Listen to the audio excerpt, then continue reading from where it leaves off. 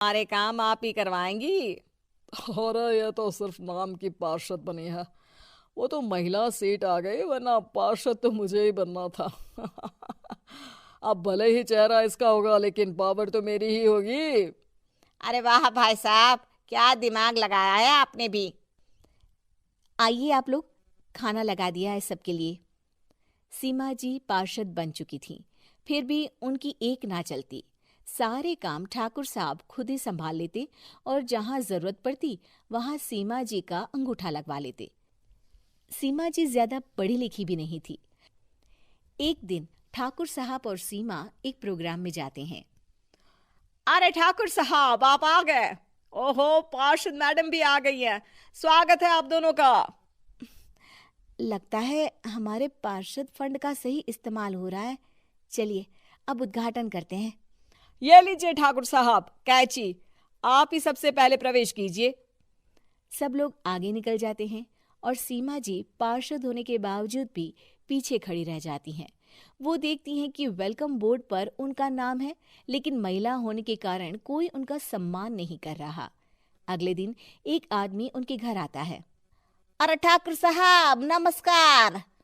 कल ना हम नोटिस किए कि हमारा घर तो अवैध है और नगर निगम वाले उसे तोड़ने आ रहे हैं। अरे कुछ कीजिए ना ठाकुर साहब। देखो भाई, मैं तो ज्यादा कुछ कर नहीं सकता, पर अगर तुम सबकी जेब गर्म कर दो तो कुछ हो सकता है। कुल मिलाकर 4 लाख लगेंगे। अरे 4 लाख ठाकुर साहब?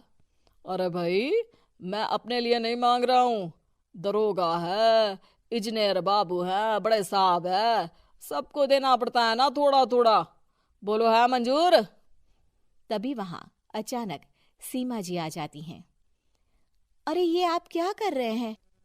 पहले इन्हीं लोगों से तो आपने वोट मांगे, अब इनसे ही पैसे ले रहे हो। अरे चुप रहो तुम। तुम्हारा काम है सिर्फ अंगूठा लगाना, तुम वही किया करो। मुझे दूसरे काम तुम मत सिखाओ, समझी? और तुम ना जाओ, अब पैसे लेकर आओ, वरना जेसीबी किसी भी वक्त आती होगी। सब कुछ ऐसे ही चलते रहता है। एक दिन सीमा जी और ठाकुर साहब को एक लोकल मीटिंग में बुलाया जाता है। वहां पर कई और अधिकारी लोग भी मौजूद रहते हैं। अब मैं चाहूंगा कि ठाकुर साहब हमारे बीच 2 शब्द कहें। मेरे प्यारे भाइयों और बहनों, आज मेरा सौभाग्य है कि मैं आप सबकी सेवा दिन रात कर पा रहा हूं। आपने मेरी पत्नी को भारी मतों से जिताया है, इसलिए मैं आप सभी का शुक्रगुजार हूं। मैं आप सबसे वादा करता हूं कि हमेशा की तरह हमारे वार्ड में किसी को कोई तकलीफ नहीं आने दूंगा। सभी लोग तालियां बजाने लगते हैं। अब मैं माननीय पार्षद मैडम को स्टेज पे बुलाना चाहूंगा। अपने नाम को बुलाया सुनकर सीमा जी एकदम चौंक जाती है। उन्हें बिल्कुल उम्मीद नहीं थी कि इतनी बड़ी जगह उन्हें मंच पर बुलाया जाएगा। जैसे तैसे वो मंच पर चढ़ती हैं। ऊपर जाते ही सीमा जी को सारी पुरानी बातें याद आ जाती हैं कि किस तरह उनके पति उन्हें कभी भी आगे बढ़ने नहीं देते और उनके नाम से गलत काम करते हैं।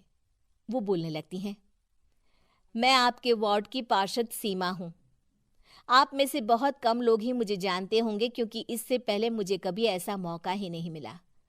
सारे मौके मेरे पार्षद पति यानी आपके ठाकुर साहब ही लेते रहे, लेकिन आज ये मौका मुझे मिला है तो मैं इसे ऐसे ही नहीं जाने दूंगी। मैं आपको ये बताना चाहती हूँ कि आपके ठाकुर साहब मेरे नाम की आड़ में गैर कानूनी काम करते हैं, जिस पर अंगूठों के निशान मेरे होते थे। इसीलिए मैं अपनी गलती मानती हूँ और आज अपने पद से इस्तीफा देती हूँ, ताकि आगे से कोई गलत काम ना हो पाए। अब फैसला आप सबके हाथ में है कि आप हमें क्या सजा देना चाहते हैं। सीमा जी की बातें सुनकर ठाकुर साहब के चेहरे का रंग उड़ जाता है और वो शर्म से मुंह नीचा करके वहां से चले